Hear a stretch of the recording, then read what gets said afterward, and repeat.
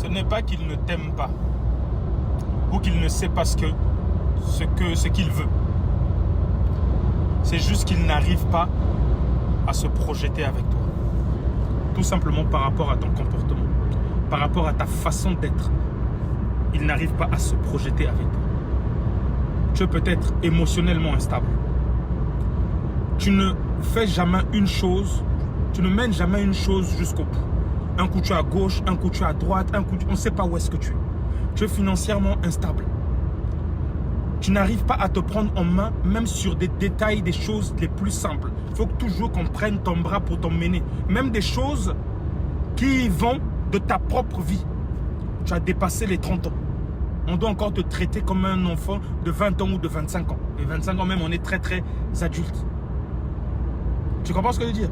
Il n'arrive tout simplement pas à se projeter. Tu es une personne conflictuelle. Tu as toujours raison. Tu ne sais pas te remettre en question.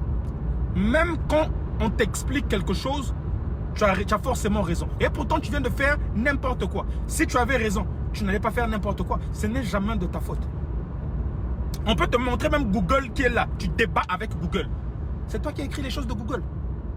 Comment une personne peut penser au futur avec toi, dans les 3 ans, dans les 4 ans, dans les 5 ans? Comment?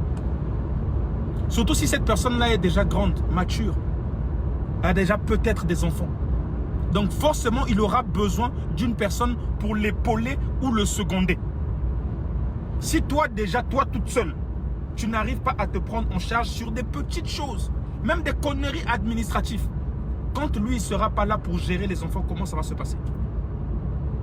Et s'il lui arrive quelque chose, il est malade ou il ne peut pas bouger, on n'a que des enfants dans la maison. S'il s'évanouit pendant la maladie, tu prendras les bonnes décisions? Tu prendras les bonnes décisions? Peut-être aussi tu es trop prolixe, tu es trop bavard, tu ne sais pas garder de secrets. Tu parles beaucoup. Petit week-end là qu'on organise, toutes tes copines sont déjà au courant. Toutes, sans exception. Petit truc qu'on t'a acheté, tout le monde sait déjà. Mais si on te met dans le foyer, on t'offre une voiture qui coûte beaucoup d'argent, quand tu vas aller faire le bruit là, ça peut revenir du côté de la belle famille. Peut-être le monsieur, on lui a demandé quelque chose de faire auprès de la belle famille, il a dit je veux le faire après. Mais toi, tellement tu es prolixe, les choses qu'on a voulu te faire plaisir, tu es parti faire du bruit là-bas, pas.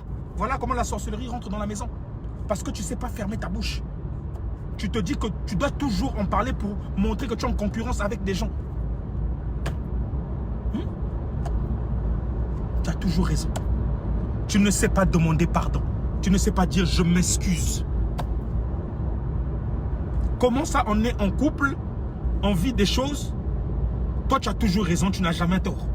Qui Tu peux être belle, tu peux être douce, tu peux être ce que tu veux. Mais on regarde un peu le futur. Donc, ce n'est pas qu'il ne sait pas ce qu'il veut. C'est qu'il n'arrive pas à se projeter avec toi. Ça se trouve, toi, tu te projettes très très bien avec lui. Parce que justement, lui, il te donne ce côté rassurant là. Tu vois ces petits avantages qu'il a. Tu vois comment il fonctionne avec toi. Mais il ne le fait pas pour te frimer ou pour te montrer. C'est son caractère naturel qu'il te montre. Tu dis, ah, il sait faire ça. Ah, il fait que c'est ça. Ah, il y a un point. Tu vois, ça te pousse, toi, à te dire, lui, il peut être mon mari. Mais toi, quel est ton travail personnel d'effort que toi, tu fais? Il faut se poser ce genre de questions. Ma chérie, travaille sur toi. Fais sortir ton côté féminin. Travaille sur toi. Une femme est organisée. Organise-toi. Apprends. Travaille sur toi. Ça se trouve, c'est juste ce petit truc-là qui te manque. T'as vu comment j'ai énuméré des points qui sont brouillons? Bon, mets-toi maintenant à la place de l'homme. Si l'homme était brouillon, comme les exemples que j'ai donnés là, toi, tu te projettes avec un homme comme ça là, en gérant même un enfant. Te dire que ça sera le papa d'un enfant. Non. Soyons des fois honnêtes. Le problème, ce n'est pas qu'il ne t'aime pas. C'est toi juste qui ne lui donne pas l'envie de se projeter avec toi. C'est tout. Parce que tu as tout le temps raison. Tu penses que comme tu es là, c'est comme ça que c'est. La vie, c'est comme ça. C'est bon comme ça. Il y aura toujours quelqu'un. Mais non. C'est une charge mentale de dingue. Si tu as déjà des enfants, que tu dois penser pour eux, tu dois faire tout pour eux.